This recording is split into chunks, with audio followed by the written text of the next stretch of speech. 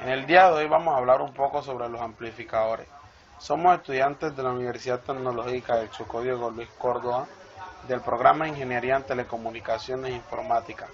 Esta presentación se realiza debido a un trabajo de la asignatura de Electrónica de Telecomunicaciones. Los integrantes de este grupo somos Jordan Córdoba Cosio, Heiner Jair Moreno Palacios, Kevin Javier Murillo Luna y Cristian David Cuesta Moreno quien les habla. El amplificador operacional.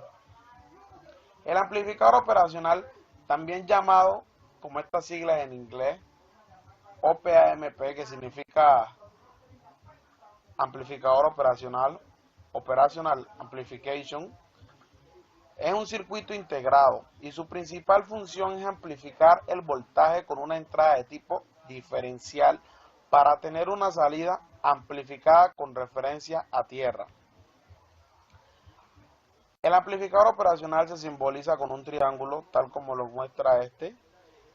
Cuenta con una entrada inversora, que es esta, una entrada no inversora, que es esta, un voltaje, una entrada de alimentación positiva, al igual que una negativa, y un voltaje de salida. El amplificador inversor es el circuito amplificador operacional más básico, el más sencillo, que utiliza realimentación negativa para estabilizar la ganancia de tensión total. La razón por la que se necesita estabilizar la ganancia de tensión total es porque la ganancia de lazo abierto resulta muy grande e inestable. Tienen menor impedancia de entrada. ¿A qué se debe eso? A la retroalimentación. Mientras que, por ejemplo, el amplificador no inversor tiene una alta impedancia. La ganancia es inferior a 1, por lo que también puede ser utilizado como mezclador. Realimentación negativa inversora. Un amplificador inversor solo interesa en el circuito equivalente para la señal. Este es el circuito equivalente de un amplificador inversor. Una tensión de entrada en el voltaje 1, que lo vemos aquí, excita la entrada inversora a través de la resistencia 1. Aquí excita la entrada hacia la resistencia 1, lo que produce una tensión de entrada inversora en el voltaje 2, justamente en este punto, aquí. La tensión de entrada se amplifica mediante la ganancia de tensión en el lazo abierto para producir una tensión de salida invertida. La tensión de salida se realimenta hacia la entrada a través de la resistencia de retroalimentación 2, de la resistencia 2 aquí, miren. La masa virtual está basado en un amplificador operacional ideal. Cuando un amplificador operacional es ideal, tiene una ganancia de tensión en lazo abierto de infinito y una resistencia de entrada de infinito también, por lo que se pueden deducir las siguientes propiedades ideales para el amplificador inversor. Como la resistencia su IN es infinita, entonces la corriente 2 es igual a 0. Entonces, la ganancia de lazo abierto es infinita, entonces el voltaje 2 también es 0. Miren, aquí la imagen lo ilustra. Como la resistencia su IN la vemos aquí, o también la vemos en la resistencia 2 y en la resistencia 1. Entonces, la corriente 2, que es la que está aquí, miren aquí, la corriente 2 es 0. Entonces, como el lazo de ganancia abierto es infinito, el voltaje 2, que es este que está aquí, también es 0. Ganancia de tensión. Una masa virtual en la entrada inversora en esta figura que tenemos aquí, el extremo derecho de la resistencia 2, miren aquí, la resistencia 2, es una masa virtual y se puede escribir de la siguiente manera. El voltaje sub n es igual a la corriente sub n por la resistencia 1, que está acá, que de manera similar en el extremo izquierdo de la resistencia 2, miren aquí, es una masa para tensión, así que la magnitud de la tensión de salida es, el voltaje de salida sería la corriente sub 1 por la resistencia 2. Miren, el amplificador inversor tiene la misma corriente a través de ambas resistencias. Impedancia de entrada.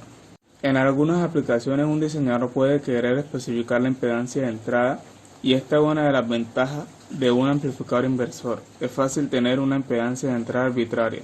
La razón de ello es que el extremo derecho de R es una masa virtual y la impedancia de entrada es un lazo cerrado. Ancho de banda. El ancho de banda en lazo abierto o frecuencia de corte de un amplificador operacional es muy baja a causa del condensador de compensación interno. La función, que es igual a 10 Hz, ilustra cómo crece el ancho de banda en lazo cerrado con realimentación negativa. Como se puede observar, cuanto más elevada sea la realimentación negativa, mayor será el ancho de banda en lazo cerrado. La ecuación que vemos en la gráfica es la ecuación que se usa para calcular el ancho de banda en lazo cerrado. Polarización y offset. La realimentación negativa reduce el error de salida causado por la corriente de offset, la corriente de polarización de entrada y la tensión de offset de entrada. Se definieron las tres tensiones de offset de entrada y la ecuación para la tensión de offset total de salida. Ahora, tenemos un ejercicio el cual nos dice que la figura 1815A es un circuito equivalente para señal, así que se puede despreciar el offset de salida causado por la corriente de polarización y de offset. Después nos dan unas preguntas que son a resolver, que son: ¿cuál es la ganancia de tensión y el ancho de banda en lazo cerrado? ¿Cuánto vale la tensión de salida a 1 kHz y a 1 MHz? La solución es: con la ecuación 18.3, la ganancia de tensión en lazo cerrado es igual a 75 kiloohmios sobre 1,5 kiloohmios y esto es igual a 50. Con la ecuación 18.5, el ancho de banda en lazo cerrado vale 1 MHz sobre 50 y esto es igual a 20 kHz. La figura 1815b representa el diagrama sintomático de Bode de la ganancia de tensión en lazo cerrado. El equivalente en decibelios de 50 es 34 decibelios. Amplificador no inversor. El amplificador no inversor es otro circuito básico de amplificador operacional.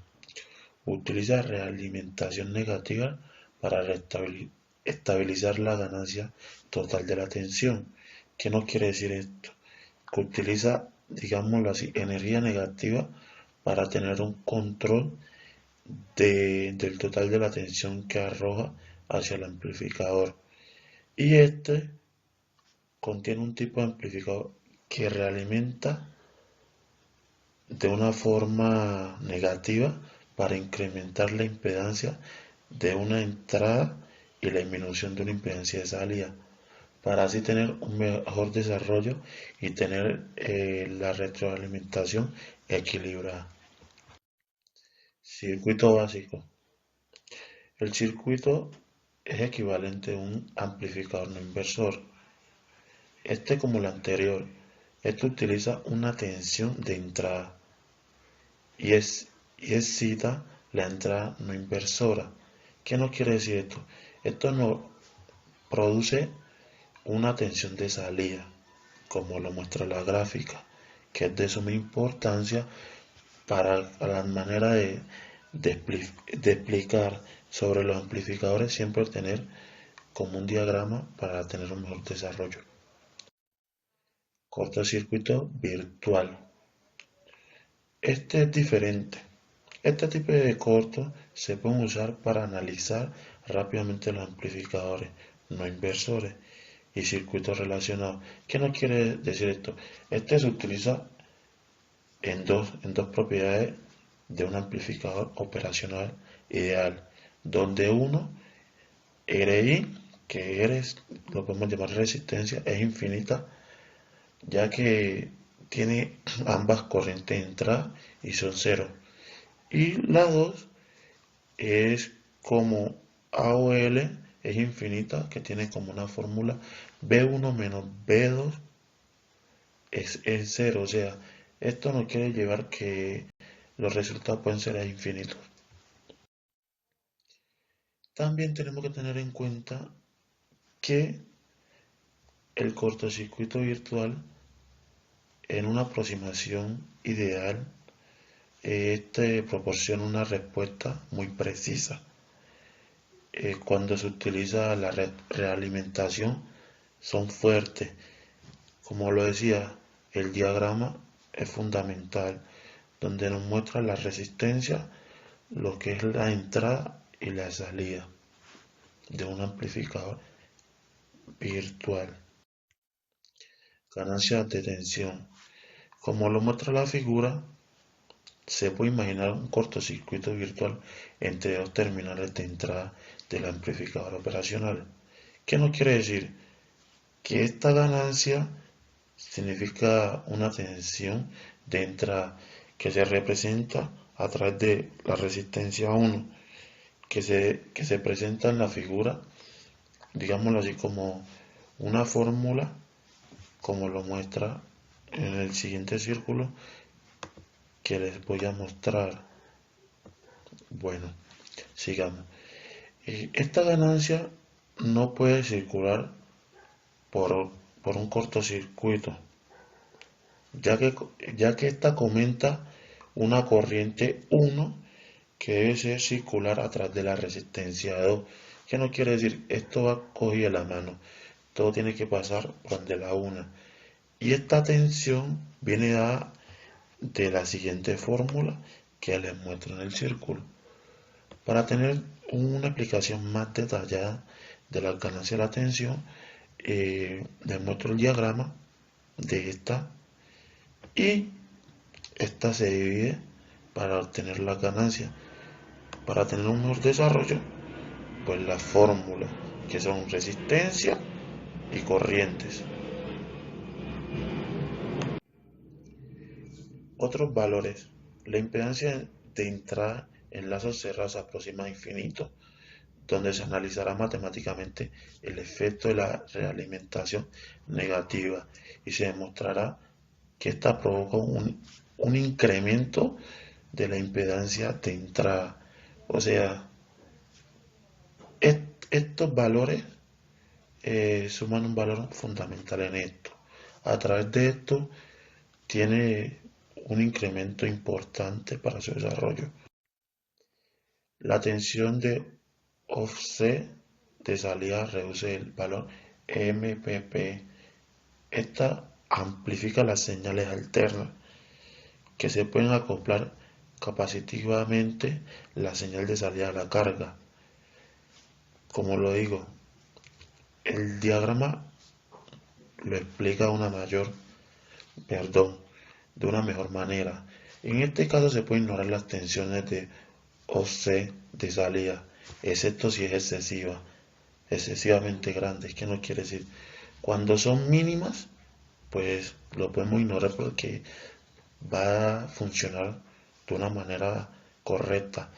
Pero si son muy grandes, se deben de parar mucha atención, porque puede tener problemas al momento de desarrollar o su funcionalidad.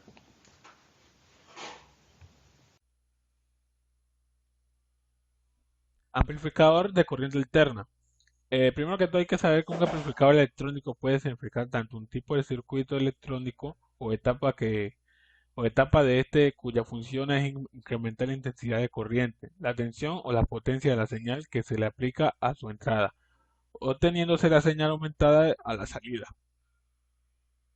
Es decir, como ya sabemos, en la electrónica comúnmente los voltajes que se emplean en los circuitos son bajos y se utiliza componentes electrónicos pequeños que no necesitan gran cantidad de voltaje, pero hay veces en que los valores de la corriente y de voltaje necesitan ser aumentados, es decir, necesitan aumentar su amplitud. En estos casos en que se necesita aumentar de uso, los voltajes de uso, se utilizan los amplificadores, cuya función será aumentar el voltaje de salida en un circuito.